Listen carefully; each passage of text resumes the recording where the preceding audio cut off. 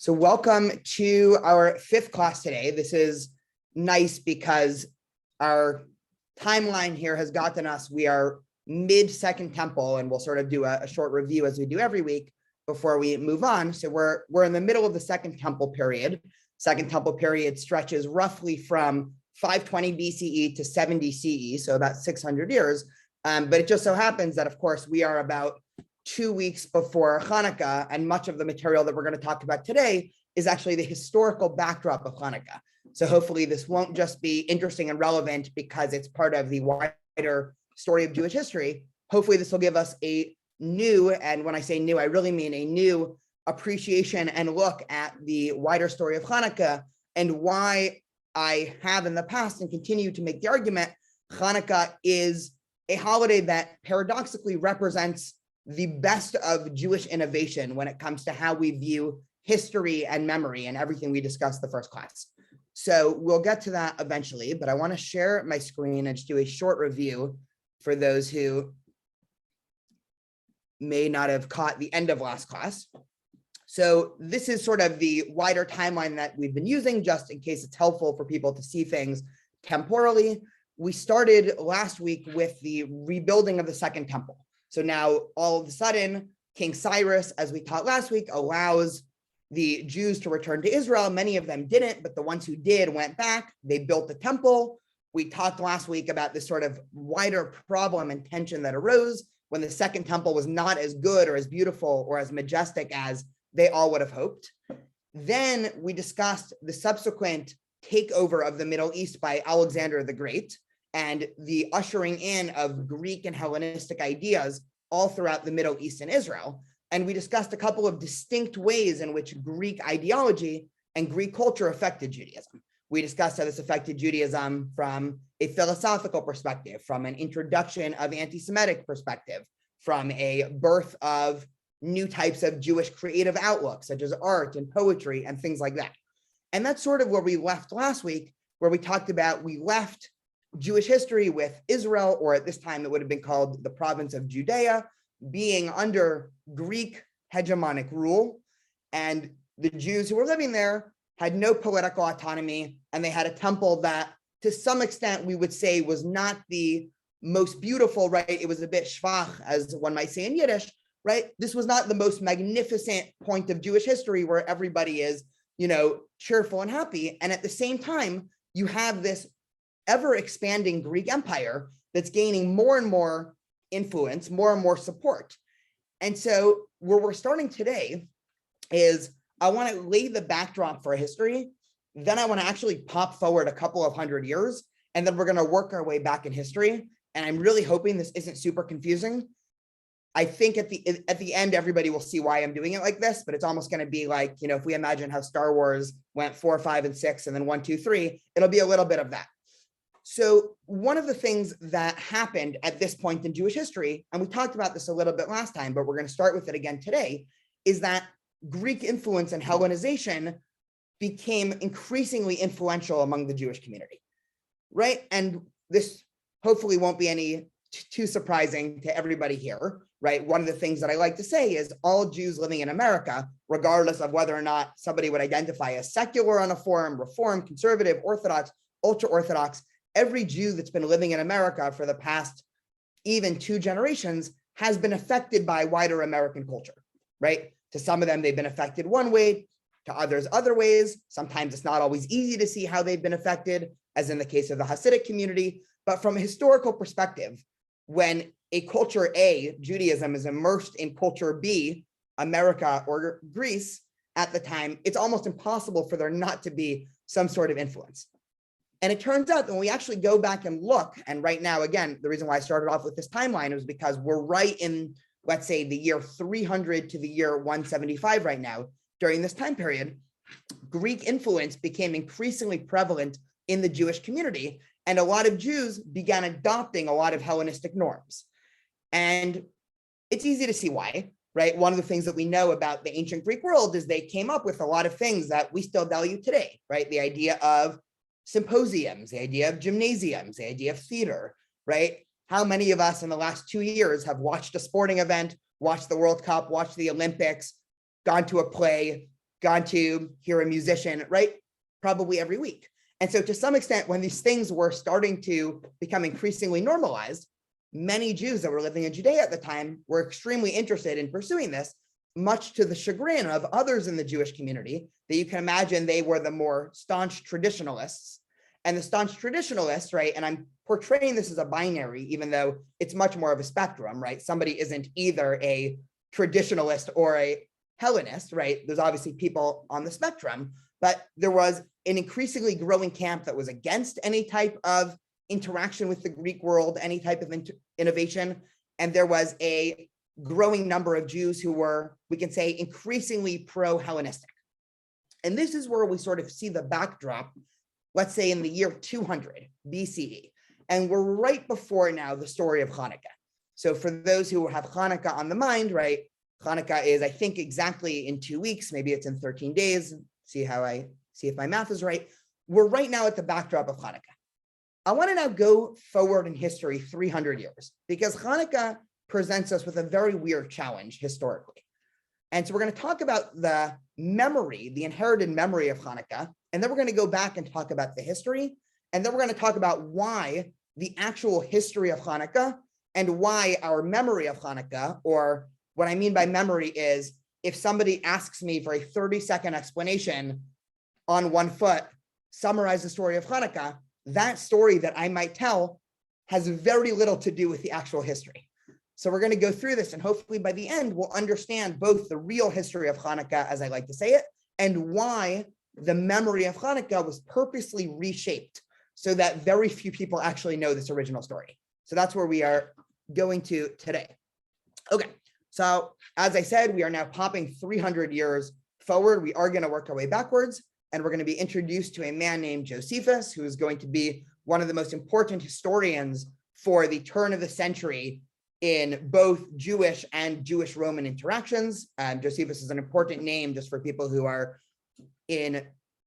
interested in the wider history of this time, because he wrote copious amounts of everything that was happening with the Jewish community from about the year, I think he was around the year 30 or 40 until 100 something when he passed away. So here is how Josephus describes Hanukkah, right? And this is now one of the first times we hear about Jews celebrating Hanukkah in history. This is the first text outside of the book of Maccabees, which we'll go back to, talking about Hanukkah.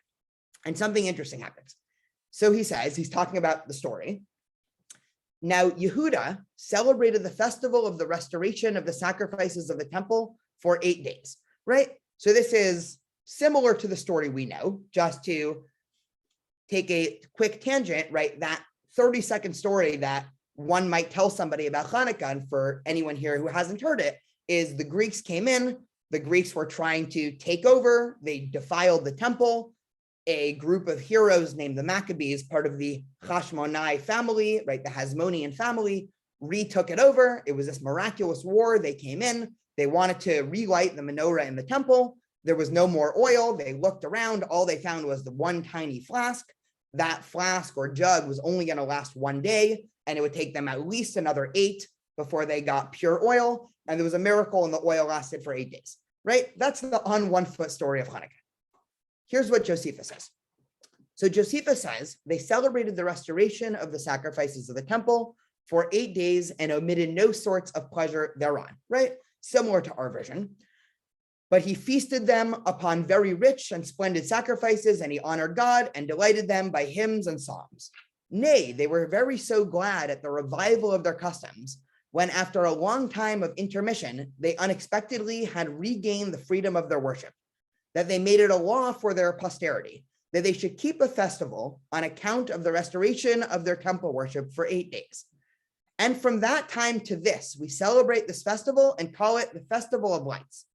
I suppose the reason was because this liberty beyond our hopes appeared to us, and that thence that was given the name given to the festival. So this is what Josephus says about Hanukkah. So already something weird is happening, which is this holiday is called the Festival of Lights already, but Josephus doesn't seem to know about the story that I just told. Another way to say this is Josephus has no clue this background story about the 8 days and about the miracle and about the lighting of the candles. And so from a historical perspective, either one of two things is true, right? I'm sure there could be a third option, but either Josephus was completely ignorant about the way that Hanukkah, one, happened historically, and two, is practiced, right? Because he talks nothing about a miracle of the candles and talks nothing about the lighting of candles. So either Josephus just had no clue what was happening in the Jewish community, or the idea of Hanukkah and the subsequent celebration of Hanukkah revolving around candles was a later innovation, right? One of those two things to some extent has to be true, and it would be very difficult to make an argument for the former, since Josephus gives us most of what we know at this time. So already, if everybody's just a little bit more confused than they came in, that's a good thing, right? The goal is to increasingly confuse until about, let's say, 6:15, and then we'll start to dig our way out of here. And I want to give one more source, and then we can actually open this up for a conversation and we can sort of talk out the background, and then we'll go back in time. We actually have another source from this exact same time period, right, around 100 CE, maybe a little bit later, with the early rabbis of the Mishnah also talking about Hanukkah. And this is one of the earliest sources that we find in any rabbinic literature about Hanukkah. And here's what they say. There was an incident. Okay, we have no idea what the incident was from this passage. And the sages decreed a fast day on Hanukkah. Now, some background about Jewish holidays and fast days is there's a longstanding rule that if there's a Jewish holiday, you are not allowed to declare a fast day. So in the Second Temple time, one of the things in which the Jewish community would do is every once in a while, there would be a fast day decreed if something bad happened. So let's say there was a tragedy happening, or let's say the Jewish community needed rain, or there was any type of reason why they had to pray for something extra special, a fast day would be decreed. But the caveat being, if the day was already marked as a holy day, right? Let's say Passover, Rosh Hashanah, Shabbat, right? Tu B'Shvat, right? Any number of other Jewish holidays, you were not allowed to make a fast day on this. And so the rabbis trying to decree a fast on Hanukkah is already another confusing point, because it seems that the rabbis, one, either didn't really care about Hanukkah, two, didn't recognize its importance, or if we want to be even more sinister to some extent, the rabbis were trying to abolish Hanukkah, right? There was something about Hanukkah that was troubling the rabbis to the point where they said, well, you know what? We have this holiday. What if we just completely ignore it and declare a fast day right in the middle of it? I always think the modern day equivalent, this is, I was talking about this actually a year ago in my Jewish history class at UCI. So we were talking a little bit about the story of Hanukkah. And the analogy I gave is if a professor gives a midterm on Halloween, right? It's basically saying this day is not important enough to merit any special protection. Take your midterm, right? And so the rabbis are to some extent establishing fast day in the middle of Hanukkah, right? We are specifically rejecting the wider importance of this day. But what happened? Rabbi Eliezer went down on that day and bathed in the bathhouse, and Rabbi Yoshua went down and cut his hair to show that they did not accept the fast. And so on Jewish fast days, you're not supposed to get a haircut or to bathe, to go to the bathhouses. And these two other rabbis basically said, no, that's crazy. You are not allowed to declare a fast day on Hanukkah, right? We are rejecting this. And so already we see now a tension brewing to some extent of whether or not Hanukkah is a legit day that should merit special protection. Okay, so I'm going to take a second and see if there are any questions. I see that there is somebody in the chat box, which for some reason does not let me open when I'm sharing my screen. Okay, great. Any questions up until now? Any thoughts? So right now, I've tried to present, at least initially, a somewhat confusing picture of the reception history, as we might say. And when I say reception history, I mean, once Hanukkah became an official holiday, presumably around 150 BCE, there was a lot of controversy and confusion around what exactly this day would be and whether or not this day should be protected. Up until now, we haven't really talked about any reasons why this might be so. So any questions or comments up until now?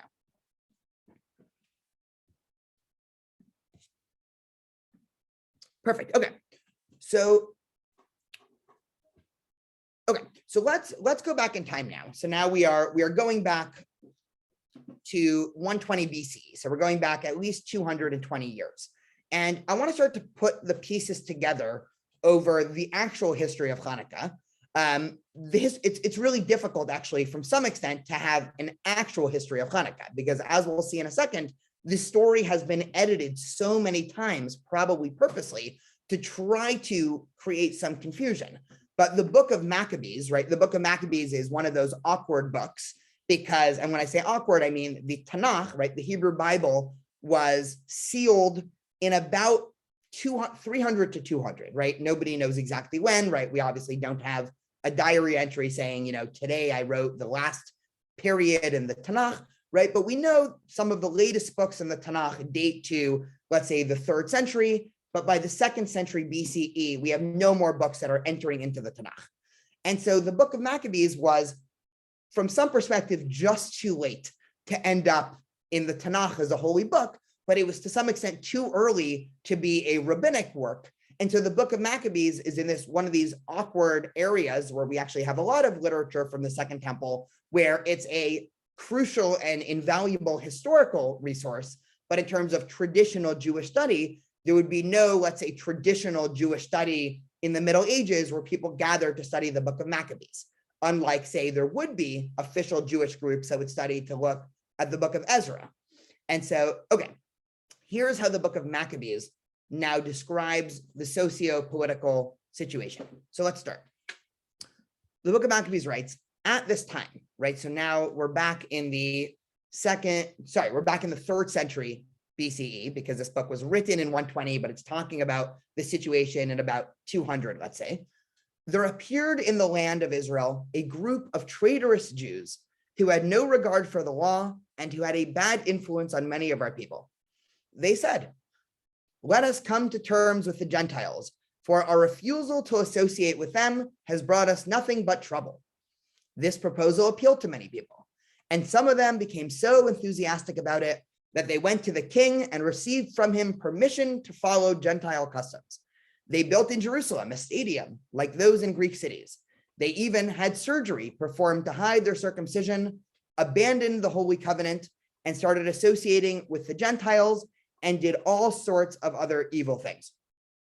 So the book of Maccabees starts off the conversation of the core tensions, and now we can go back to our timeline to some extent, of a very different background of the story that I think a lot of us might have been told years ago, right? The story that we were told years ago was a story of the Greeks trying to some extent, forcibly put their cultural influence on the Jews. Now, it's not entirely false, because something interesting is happening here, right? And one of the things about history that I always like to tell students is, when we're talking about modern day causes, right? If somebody were to discuss anything from debates in our society around certain amendments in the Constitution, to presidential campaigns, to any other wider political situations, everybody that's viewing the situation, it doesn't matter if you're far right wing, far left wing, in the center, everybody understands that effects have multiple causes. Meaning it's almost never correct to say historically, this one thing then causes other thing, right? The world is complex, society is complex, usually 5 to 10 things are brewing in the background, and then it spits out an effect, and it's very hard, right? One of the things that historians do for a living is try to argue for direct causal relations between A and B, and then the next generation of historians that also need to write their PhDs are going to do the exact opposite. How do we know that A caused B? Maybe C caused B, which then influenced A, right? And so it's very hard to ever actually say this one thing caused another. And so two things are true at once, and we can try to connect them. When Alexander the Great takes over, we know that the Greeks brought about a new culture and a new way of running society that they were very enthusiastic about spreading, not necessarily through physical force, but just through cultural influence. At that time, a lot of Jews were becoming increasingly interested in this and asking the wider Greek Empire for more. And so one way to think about this is, you can imagine Jerusalem from already last week. The Second Temple, the Jerusalem round 2 reboot, was not as impressive as the first one, right? So there was already this sentiment that must have been going around the Jewish community in the Second Temple and saying, we're lacking something, right? Jerusalem used to be this incredible city of David and Solomon and the temple. And now Jerusalem is a city, right? Yeah, there's still a temple, but way fewer people are going to the centralized temple in Jerusalem than ever before, right? We need to do something to fix this. And all of a sudden, when these massive Greek architectural projects are underway, a couple of Jews have a great idea, right? What if we ask the Greeks to build a massive gymnasium right in the middle of Jerusalem, right? This is going to be great. This will help our city. This will bring back tourists, right? This will just be an interesting thing. It'll give us more cultural relevance. And so you have a situation where half of the Jewish community that's becoming increasingly Hellenized and I'll say pro-Greek influence is then hooking up to some extent with the part of the wider Greek culture that's interested in spreading their influence. And all of a sudden they are inviting in the wider Greek Empire to have more and more influence within Jerusalem.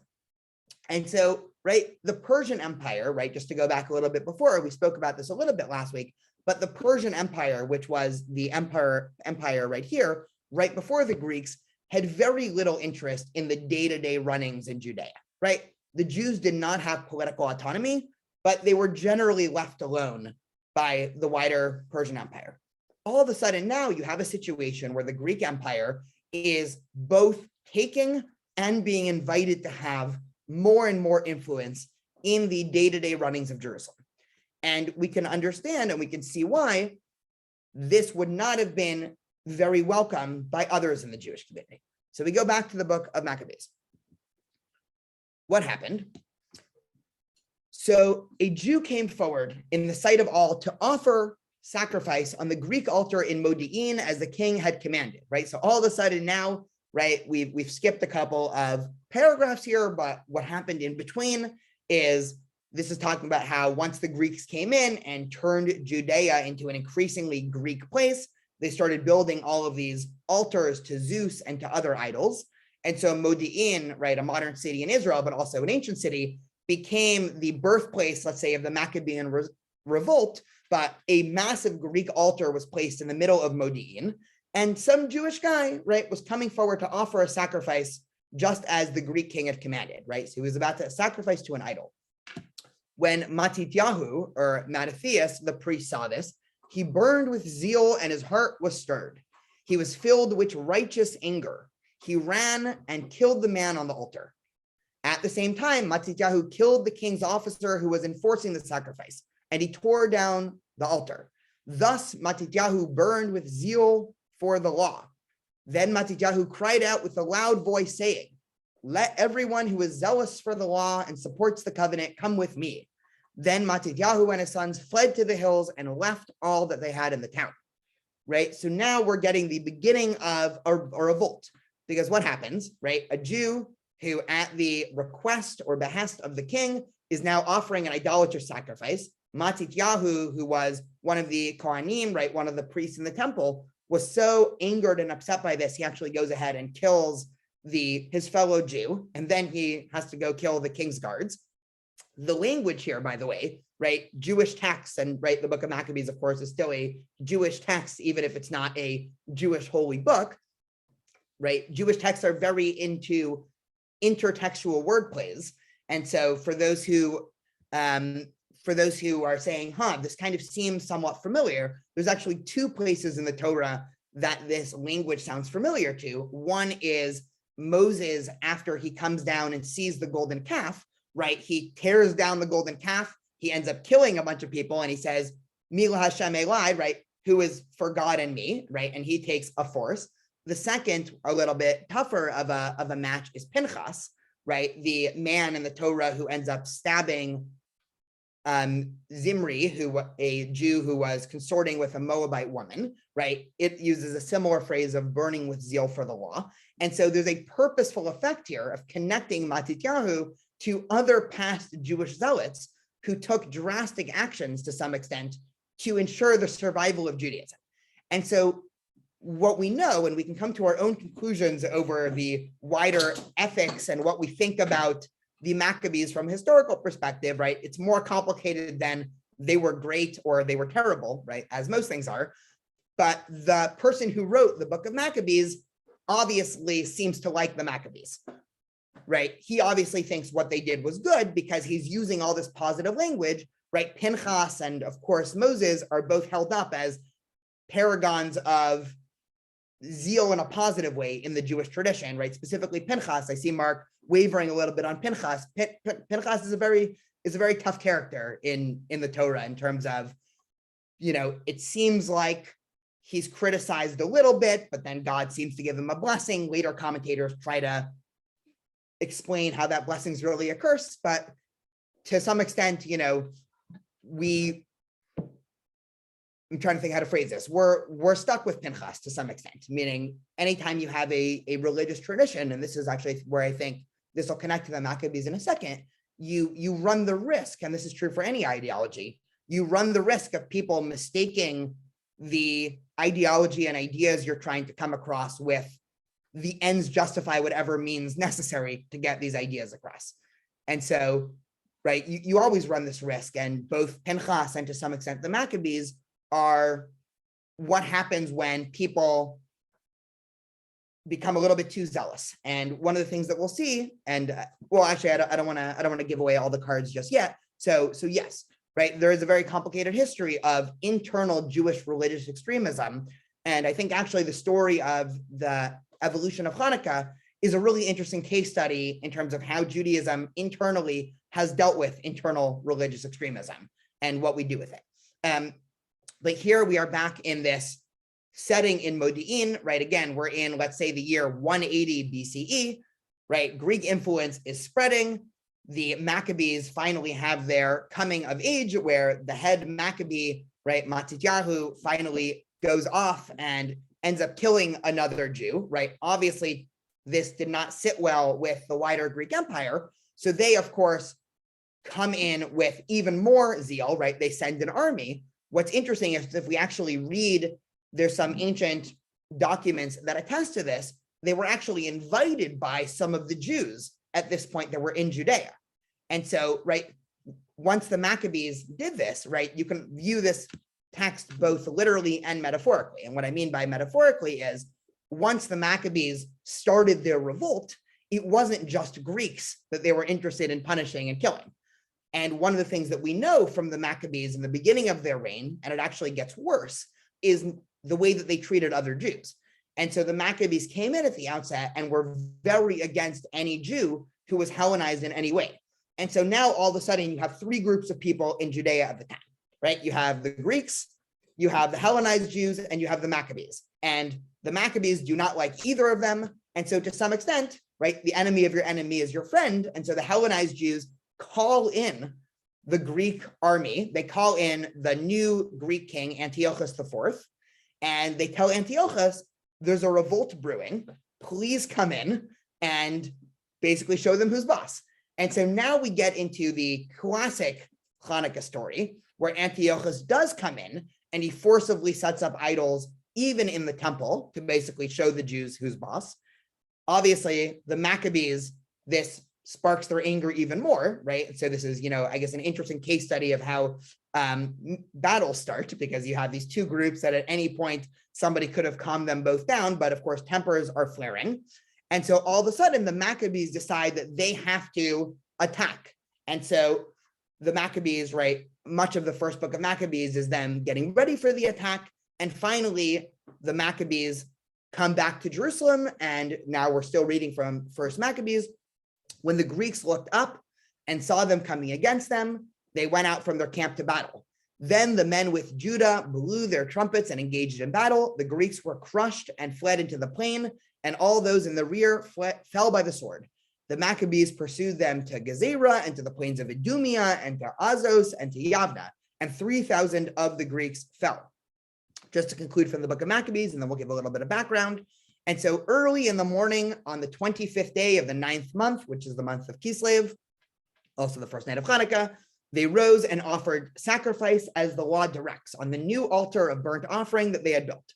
At the very season and on the very day that the Greeks had profaned it, it was dedicated with songs and harps and lutes and cymbals. all the people fell on their faces and wished and blessed heaven who had prospered them.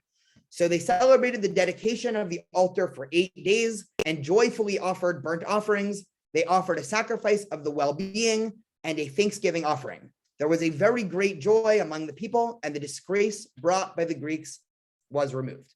So this is now the original historical story, or the first historical account, right? This was written a generation or two after the actual story, but scholars think this is one of the best attempts at the original story. And so a couple of comments, and then we'll move on, and I'll try to connect how this makes sense with Josephus not knowing about lights. This text doesn't seem to know about lights, why the rabbis wanted to abolish Hanukkah, and all that. I'll make 2 comments, Ruth, and then I'll unshare my screen, and we'll do a couple of questions and things like that. One, just for those who, again, are interested in this intertextual connection, if the reason why Hanukkah was 8 days originally had nothing to do with candles, as the book of Maccabees seems to imply, why was it 8 days?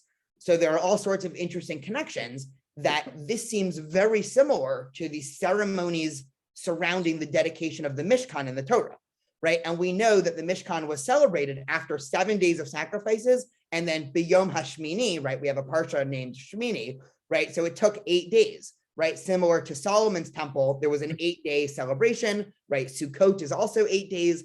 And so the number 8 has an incredible biblical significance, which totally makes sense. If you are trying to come up with a celebration to rededicate the temple, you're going to look back in Jewish history to other places of when did we have to dedicate temples? Well, it turns out every previous time we dedicated a temple, it came with an 8-day celebration of sacrifices. And it seems clear to some extent that that's what they were going for. Here, I'm going to unshare my screen. We'll take a few minutes for questions, and then we'll try to connect here. Ruth, go for it.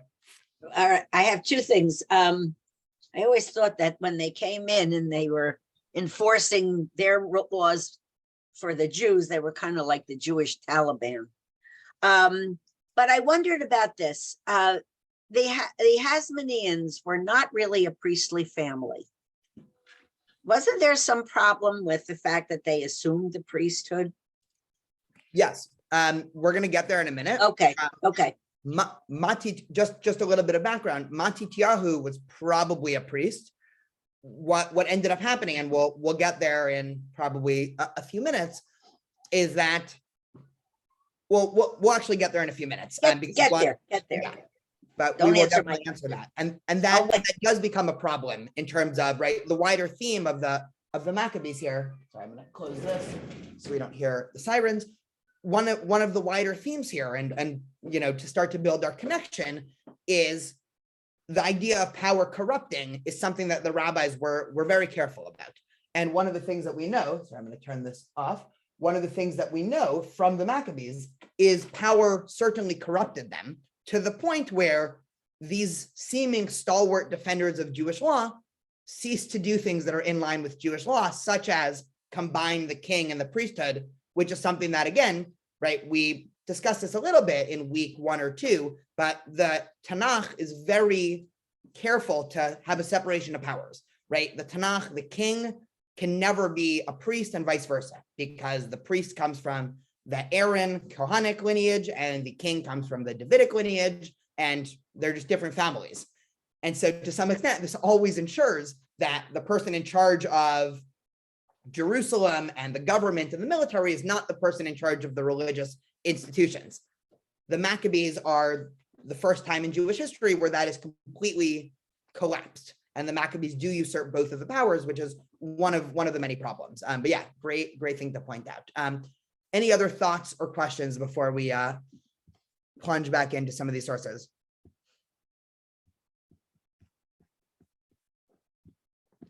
Perfect. Okay. So back to history to some extent. Here, we'll go back to our timeline for a second. So this entire story starts off in about the year 175 BCE, right, with Antiochus IV, right? He was the Greek king that finally came into Jerusalem and started to do these things, right? Yehuda HaMaccabee, or Judas Maccabeus, depending on the Hebrew or Greek, right? He's about 8 to 10 years later, right, depending exactly how you count.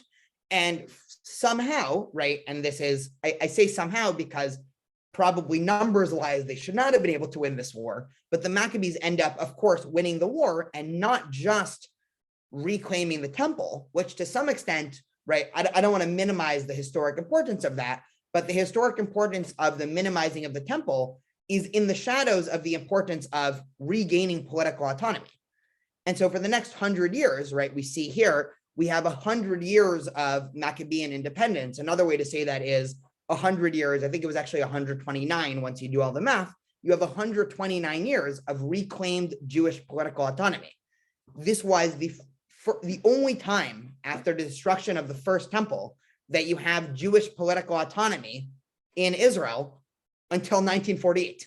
And so we went from the year 586 BCE to 1948, which is 2,500 years, again, give or take a generation or two, and only had 129 years of political sovereignty and autonomy, right? So this is a crucial and fascinating moment in Jewish history where we reclaim political autonomy. And as Ruth alluded to before, right, this is where a number of not great things happen, right? First, one of the things that the Maccabees did is now I'll talk about them in terms of the Hasmonean dynasty, is they become increasingly expansionist. And so this green is the borders at the height of the Hasmonean dynasty of what their kingdom would have looked like. And we know that they specifically went over the Jordan and conquered different peoples. And here's the real kicker. One of the things that historical documents uncover is not only were they content conquering land, this was the first time in Jewish history, and to the best of my knowledge, the last time in Jewish history, that there was a law of forced conversion that was enforced. And so one of the things that happened during this time is the Hasmonean dynasty increasingly expanded. And once they expanded, they then forcibly converted whoever they ended up taking over. And so the Jewish population actually grew by a great deal during this time because all of these surrounding nations, of which there were many, were now forcibly converted into Judaism. At the same time, internally, the Hasmoneans pursued an increasingly traditionalist bordering on extremism policy in terms of internal, right? So there was an abolishment of most things Greek culture, right? An abolishment of the gymnasiums, of the theater, and things like that. And the Maccabees, again, were very intent on maintaining and service religious purity. And one of the ironies, again, of history is you actually see this in the modern world a lot, right? You can start off with an idea that's pure. Even if we don't like the idea that's pure, we can recognize that people can be motivated by ideas that are pure, whether or not those pure ideas are good pure or bad pure, right? That's a separate conversation. But somebody can start off with a pure idea, and then once power gets put into the mix, power corrupts, and all of a sudden you no longer care about that idea, and you just want to increasingly maintain or hold on to power. And this is what happens with the Hasmonean dynasty. And as was said before, one of the other crucial things that happens during this time is they took the high priesthood and they took the kingship and they fused them together. And so new Hasmonean leaders, not only would they stay the king, they would also be the high priest, which again, any time in a society, I mean, this is almost written straight out of, international politics today, right? Whenever you see a new government come in and the first thing they do is collapse separation of powers and collapse institutions that could be at odds with the government, that's probably always a bad sign. Because what the Hasmoneans did is basically, we don't want any outside Greek influence. We don't want any of that temple influence, right? We'll take everything. And so for this next 100 years of Jewish history, right, there's a lot of tension around it, right? And it's interesting because we actually don't talk about it much in the Jewish community, right? Very seldom. I mean, everybody knows the story of Hanukkah. Very few people ever talk about the Hasmonean dynasty or rule over Israel. And so there is sort of an irony there. And at the end, it'll be clear why we don't talk about it. There was a very purposeful effort by the rabbis to make sure we didn't talk about it, but we'll get to that in 5 minutes, right? So the Hasmonean dynasty is becoming increasingly expansionist, right? They're forcibly converting people. They are outlawing all sorts of Greek influential things, right? much of the Jewish community is not in favor with what the Hasmoneans are doing. And so at the same time, right, and next week, sorry, not next week, because we're skipping next week, December 19th, our next meeting is going to be all about the birth of Rabbinic Judaism after the destruction of the temple. And so we'll talk a lot more about this in 2 weeks. But at this time, during the Maccabean rule, another group of people slowly began to emerge. Eventually, we would call them the Pharisees, and then eventually the Pharisees would become the rabbis. But a new group of people arose, and they started thinking, hey, this usurpation of power based off of biblical literalism is not the way that Judaism should move forward. And so the Pharisees began to very slowly come up with a new interpretation of Judaism that obviously respected the Torah and biblical texts, but wasn't based on a literal interpretation of them to the extent that it basically collapses everything else to biblical literalism. And so the Pharisees are there basically coming up with all of these new ways of understanding and interpreting Judaism, right? We'll talk about this a lot more in 2 weeks, but for the purpose of this conversation, right, a new group of Jews are arising that aren't the Hellenists, right? It's not that I'm saying, oh, it's annoying that these Hasmoneans are here leading everything because I just want to go to the gymnasium and theater and enough with this Jewish thing, right? These were people internally in the Jewish community saying, I agree that Greek influence is not great for Judaism, although within the Pharisee camp, there actually is a debate about how much Greek influence you do want, right? There's some really interesting debates in the Talmud about whether or not Greek philosophy should be shunned or Greek philosophy should be accepted, right? Just a little historic tangent. This debate has been consistent across all of Jewish history, right? In the 1100s, you have people like Saadia Gaon and Maimonides, who basically spent their entire career trying to talk about Judaism in light of Greek philosophy. And then on the other hand, you have people who consistently refuse to do that, saying, you know, outside influence is worthless. Why do we need Greek philosophy when we have Torah? And of course, this debate continues to how we understand Judaism today, but that's a separate tangent and we can save that for later on. The Pharisees start to come onto the scene and the Pharisees start to internally challenge the Hasmonean rule. And so here is what happens. And let's scroll down a little bit. So just to read, you know, a quick summary from one of the foremost scholars on this time period, right? Shaya Cohen, who wrote a book called Maccabees to the Mishnah, and then I'll explain how this goes into the Talmud here. So hopefully this should be review for everybody of everything we've done the last 35 minutes. If you've been checking out, this is a good time to mentally check back in, right? So Shaya Cohen writes, the Maccabean period lasted a century, from the victory of 164 to the entrance of the Romans into Jerusalem in 63 BCE. During their tenure, the Maccabees gradually increased their power and prestige. They pursued an aggressive foreign policy, seeking alliance with Rome against the Seleucids, and carving out for themselves a kingdom larger than that of David and Solomon. Their fall from power was caused by both internal and external enemies. Many Jews opposed Maccabean rule. These opponents were not Hellenizers and lawless Jews who supported Antiochus's attempt to destroy Judaism, but loyal Jews who had more than enough of the Maccabees' autocratic ways. The Hasmonean dynasty was not itself a sect. It was the corrupt ruling power under whose rule it had become clear that the Jewish commonwealth and temple were doomed. The sects were a natural response, the emergence of a plan for a new age. The Hasmoneans left little more than a trail of blood. They took power, land, and made treaties with foreigners when it served their purpose. Their dynasty ended when the wicked Herod was appointed governor. They had prepared the way.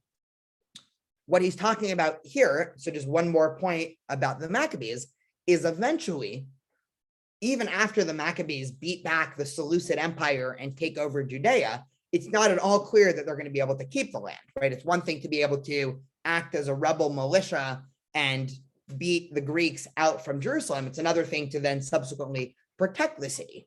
And so one of the other things that the Hasmonean dynasty did was they looked at the budding Roman Empire, because now this is the point where the wider Roman Empire is coming onto the scene, and the Roman Empire and the Seleucids did not like each other, and they made a pact with Rome. And so what Shia Cohen is saying about paving the way is we know eventually in the year 63 CE with Pompey, the wider Roman Empire ends up coming in and retaking over Israel. And to some extent, the Maccabees and Hasmoneans actually paved the way for that. And even when Rome ends up retaking over autonomy over Jerusalem, they still have a pact with the Hasmonean Empire. What do I mean by that? Once the Romans take over in the year 63 BCE, the Roman Empire still lets people from the Hasmonean dynasty maintain the high priesthood.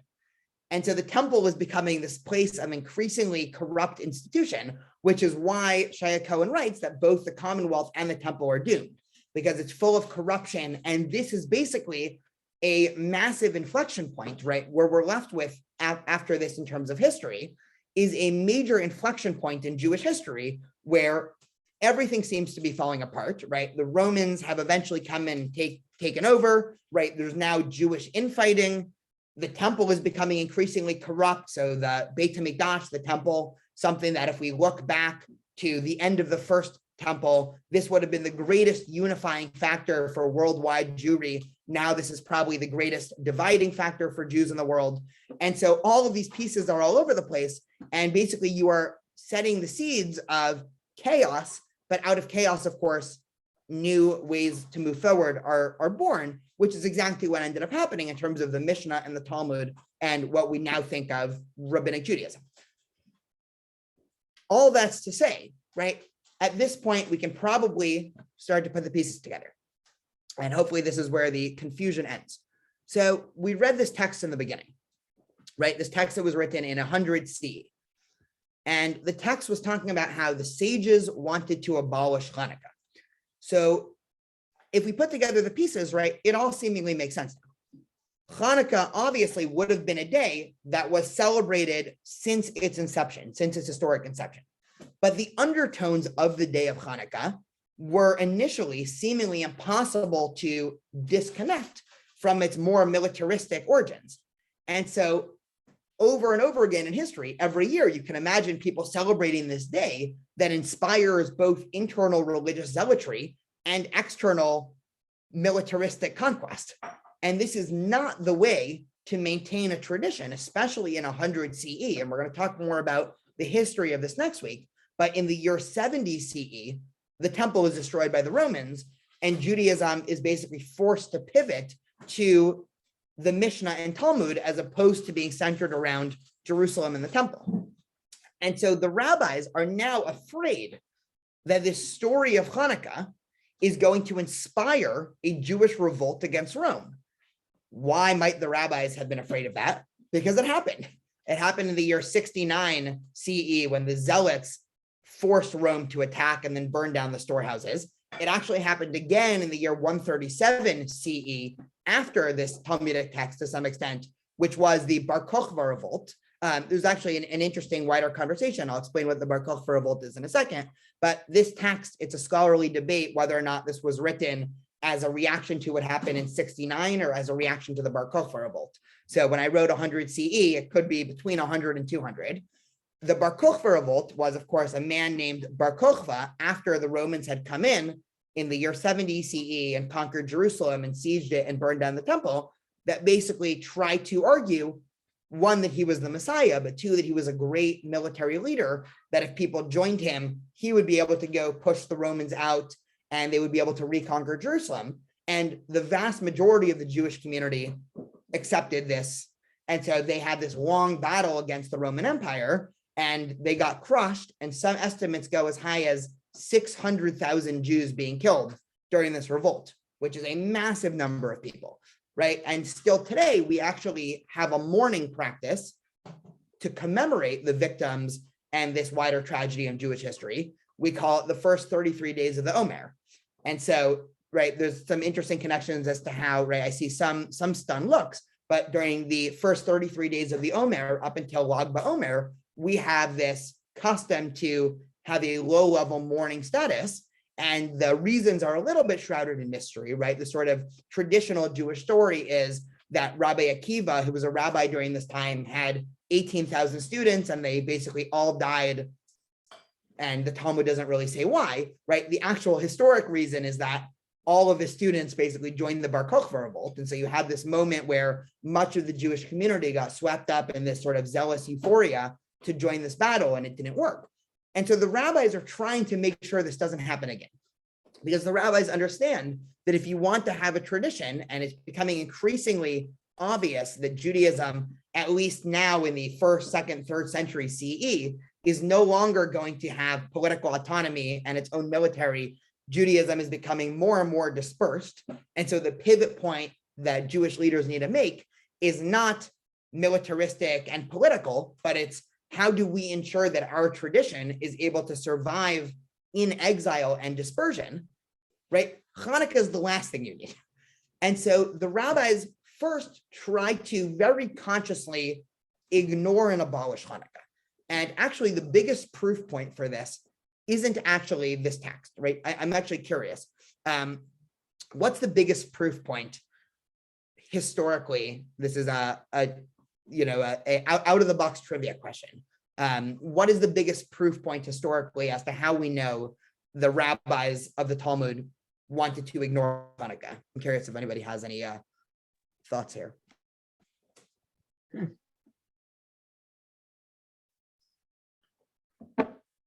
Did they make up this story of the oil to try to deflect, make it a miracle rather than a, it seems to me that I think I read somewhere that when the Romans were in power, they didn't pretty much care what the Jews did as far as worship, as long as they paid their taxes. So the Jews wanted to fly under the radar. They didn't really want to attract attention, and something like this would attract attention. So I thought that's when they made that whole story up about the oil.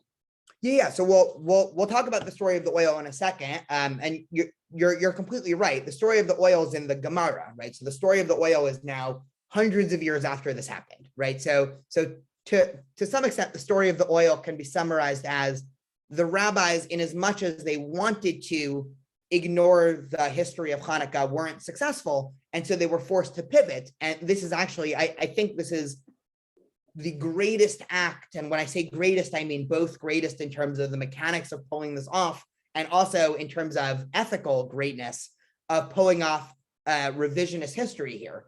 Because you're exactly right in that what the rabbis failed to do in terms of getting the Jewish community to stop celebrating this day, they changed the focus. And this is, I think, a beautiful metaphor for Judaism writ large. They took a day that could have gone down in our tradition as a day that inspires the most amount of internal hatred, ethnocentrism, militarism, expansionism, zealotry, any word you want to use. And they changed it to a day that then has become the most universalistic, loving, let's light candles, right, warm day, which is, again, a perfect metaphor for how Judaism works when it's at its best. Meaning this is the rabbis at the top of their game, because, right, it's the reason why us in the year 2022 in Orange County are able to view Jewish tradition as an endless source of wisdom and comfort and all of these things. And the reason why perhaps when we read through some stories in the Torah, we don't connect directly to them, or we even are abhorred by it, right? We were talking about Pinchas before, is because great Jewish tradition is not we take the Torah and then we try to copy it to the best of our ability verbatim, right? The entirety of Jewish history is an interpretive history of a conversation between the Jewish community and texts and past generations and future generations. And so Hanukkah ends up being just the perfect metaphor for the evolution of something here. What I was saying before was one of the biggest proof points, and this is something that virtually all scholars of this time period note, is the rabbis do not mention Hanukkah in the Mishnah. And what I mean by that is, if you open the Mishnah, which was the first rabbinic work from about 0 to 200, every Jewish holiday, there are a couple of exceptions to this, but the generalization holds true for this. Every Jewish holiday has its own tractate. You want to learn the laws of Passover? Open tractate Pesachim. Sukkot, Sukkah. Purim, which is also, of course, a rabbinic holiday, right? You have tractate, right? Esther or Megillah teaches you the laws there. right? You see where I'm going with this. Shabbat, you have Shabbat. Rosh Hashanah, Rosh Hashanah. Yom Kippur, Yoma. There is no tractate Hanukkah at all in the Mishnah.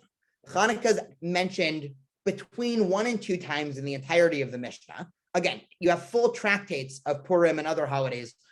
Just a little tangent. There are not many laws of Purim, right? You do not need an entire tractate having to do with the laws of Purim. For those who have studied the Mishnah or even the Talmud on Purim, the vast majority of tractate Megillah does not actually have to do with Purim. The rabbis end up talking about all sorts of other things. The tractate Megillah, right? Just to finish this tangent, just to show how important of a point this is. All of the laws we have about synagogues and about the writing of Torahs and about what happens if you want to sell a Torah, what can you buy it with, all sorts of laws about Jewish community, right? The rabbis put that in the tractate that deals with Purim because there isn't much to talk about, right? So it's not that the rabbis looked at Hanukkah and said, oh, there's only 6 laws anyway, we don't need a tractate, right? The rabbis very consciously never wrote a tractate Hanukkah. There's 1 or 2 mentions of Hanukkah in the Mishnah, almost always as an aside, such, one example might be, on Shabbat, these are the things that you're not allowed to touch and move because they're asur on Shabbat, this, and a lit Hanukkah menorah, the Hanukkah being at the center, right? This obviously failed, right? People still celebrated Hanukkah. And so now we go, of course, to the story of Hanukkah in Tractate Shabbat, right? The rabbis stuck their conversation of Hanukkah into the middle of Tractate Shabbat. And the rabbis asked a very innocuous question, right? And, it's almost a funny question. The rabbis in 400 CE are asking, I'll say it in Aramaic first, they say, my Hanukkah, right? What is Hanukkah? Which again is confusing because there's no question in any other Talmud asking about any other Jewish holiday, right? We never have the rabbis asking a question of what is Sukkot or what is Rosh Hashanah, right? It's assumed that everybody knows what these days are. And so here is the answer that the rabbis give. For our rabbis taught, on the 25th of Kislev commence the days of Hanukkah, which are 8, on which a lamentation for the dead and fasting are forbidden. For when the Greeks entered the temple, they defiled all the oils therein, and when the Hasmonean dynasty prevailed against and defeated them, they made search and found but only 1 cruse of oil, which lay with the seal of the high priest, but which contained sufficient for 1 day's lighting only. Yet a miracle was wrought therein, and they lit the lamp therewith for 8 days. The following years, these days were appointed a festival with the recession of Hallel and Thanksgiving. So this is the rabbi's summary of Hanukkah. And then they go on for about a page or 2 and all of the famous debates that maybe some of us have heard about how do you light the candles? Do you do 1 the first night and go up to 8, 8 the first night, go down to 1? Do you write right to left to right, right? All the debates, right, directly come after this. But the rabbis make the entire conversation around the candles. There is no mention in the Talmud, the entirety of the Talmud, about any type of battles that was going on, about the Hasmonean dynasty, right? The rabbis basically are trying to leave all of this out. And so, again, just sort of taking a bird's eye view and summarizing, and then there's 1 more avenue that I want to explore. We could take some questions before that. We have a very complex history here in terms of what happens, right? Just to go back to our timeline here, and I'll share this in the chat in case. There we go. And I think I need to change the share settings. I'll do that in a second. We have, to some extent, a very complex history of Jews living under Greek rule, right? We started this complex history last week where we talked about how a lot of crucial ideas such as Jewish identity and philosophy and all these things were explored. And now we talk about sort of this wider conversation of Jewish zealotry and power and all of these different dynamics under the Maccabean revolt. And then, of course, we finished with talking about once the Romans took over, and it seems that basically all of the institutions in Jerusalem are crumbling, right? Far before the temple in Jerusalem was destroyed, it had already lost its importance among the rest of the Jewish people. And so even if you were to go back in time to, let's say, the year 50 BCE, the temple in Jerusalem would have been thought of as a bastion of corruption and not a place of untempered spirituality. Somebody actually brought this up last week, so I just wanted to highlight this. Somebody asked where Herod the Great fits into all this. So one of the things that Herod the Great did was, of course, he was a Roman Jewish leader.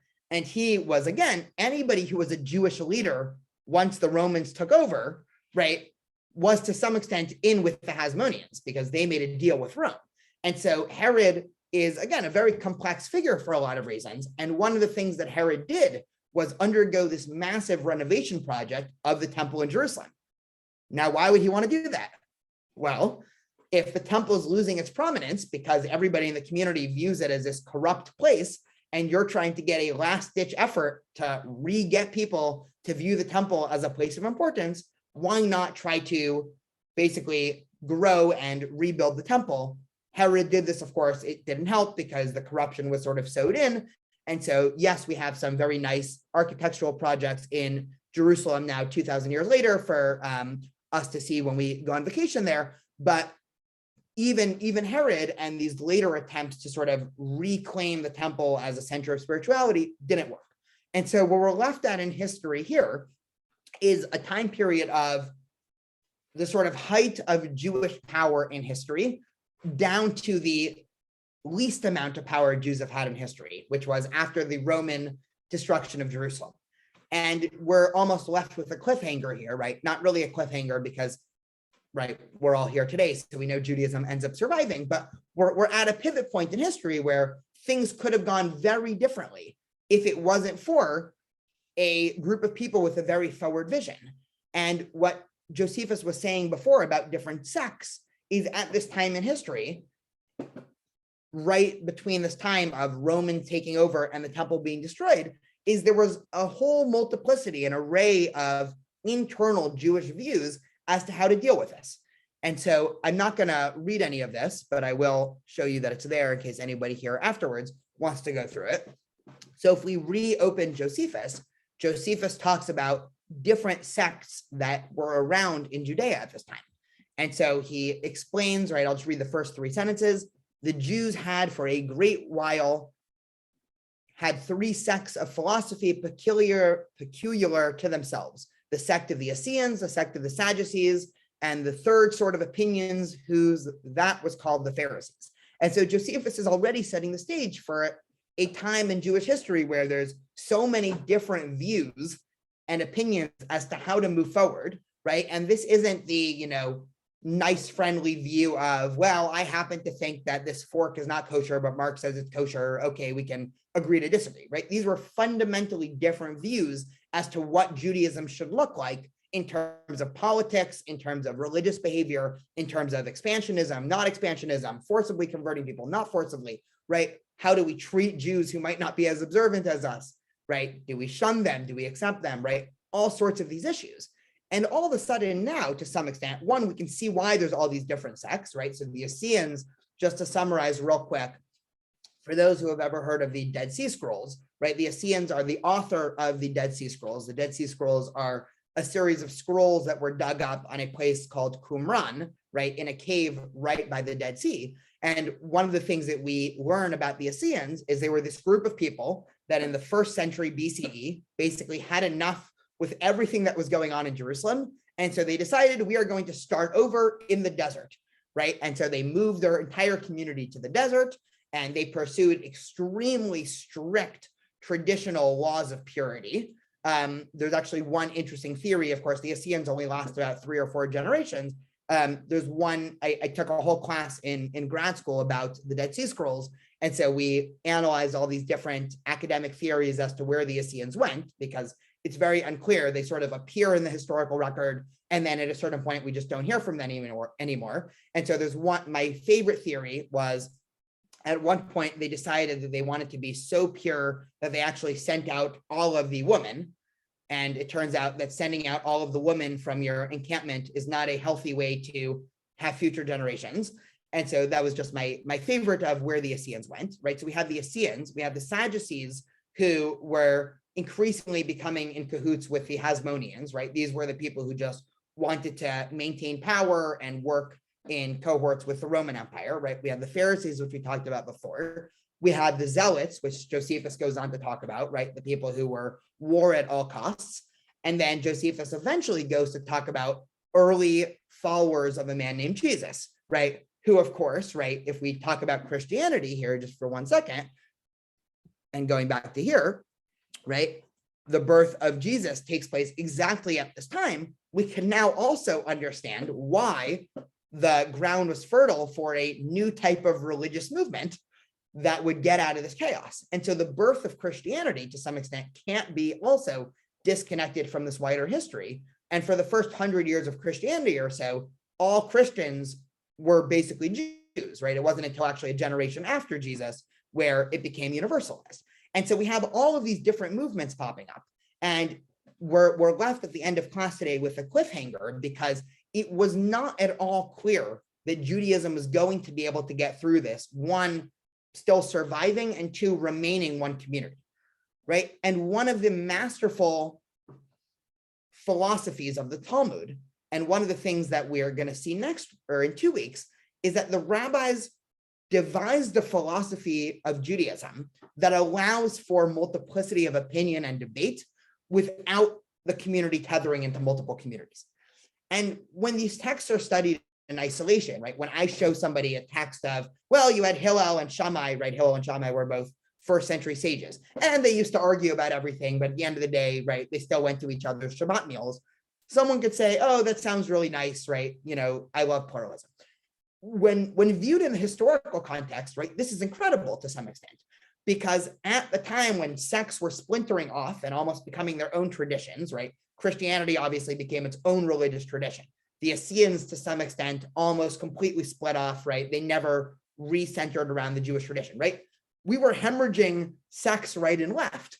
And to some extent, the work of the early Pharisees, right, in the Mishnah, right, starting off with the period of the Zugot, right, the pairs, right, Hillel and Shammai are the most famous in that era, tried to do the opposite. They tried to say, okay, we're clearly not going to have a religious tradition that has one right view on religion, politics, how do we treat others, right? Are we more lowercase c conservative, more liberal, all of this?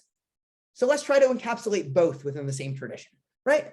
Obviously that has its same pathologies, right? But to some extent, this keeps Judaism as one unit moving throughout the diaspora, and something that's basically been completely successful in the last 1900 years, obviously with its road bumps along the way.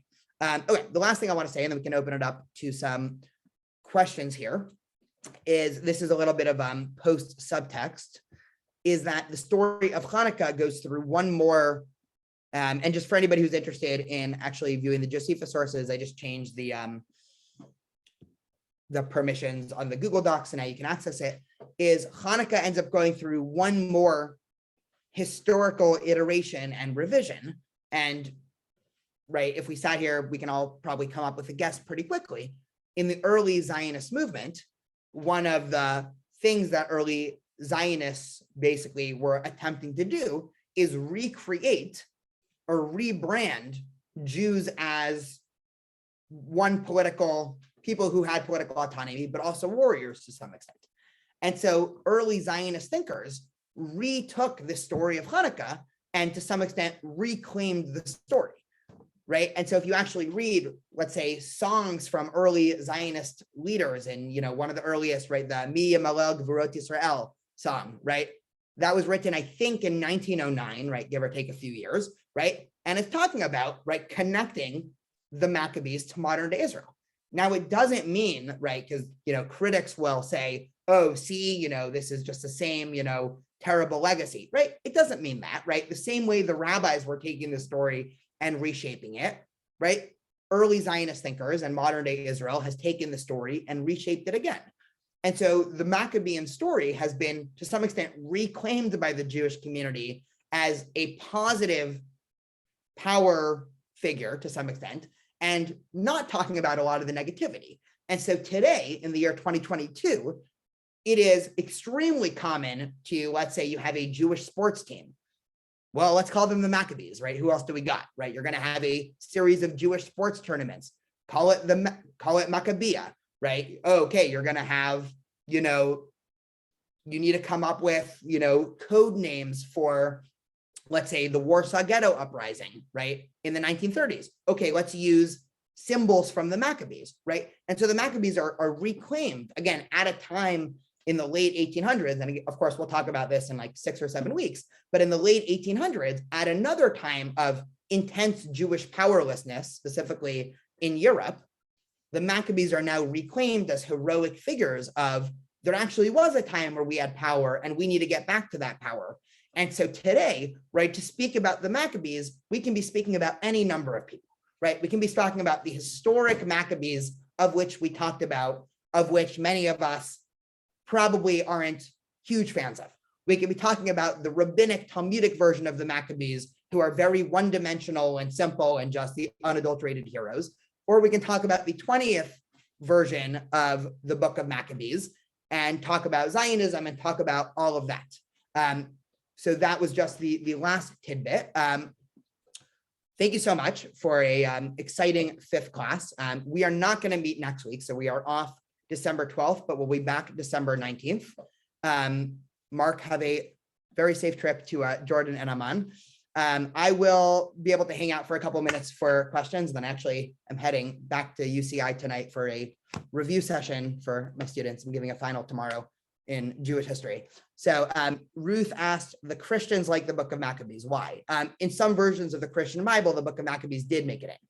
And so one of the things, you actually have different versions of the Bible in different Christian communities. I won't claim to be an expert on exactly which communities have which versions, so please don't ask a follow-up, but in some versions, for whatever reason, the book of Maccabees ends up becoming seen as a holy book. And actually, there was a lot of inspiration. I mean, we're still doing a relatively surface dive through Jewish history here. If you actually go through and read the book of Maccabees, earlier on, there are a lot of Jewish heroes that are doing things to push back against Greek hegemony, right? So most famous, we didn't mention this, but probably one of the other stories that we might have been taught about Hanukkah is the story of Hannah and her 7 sons.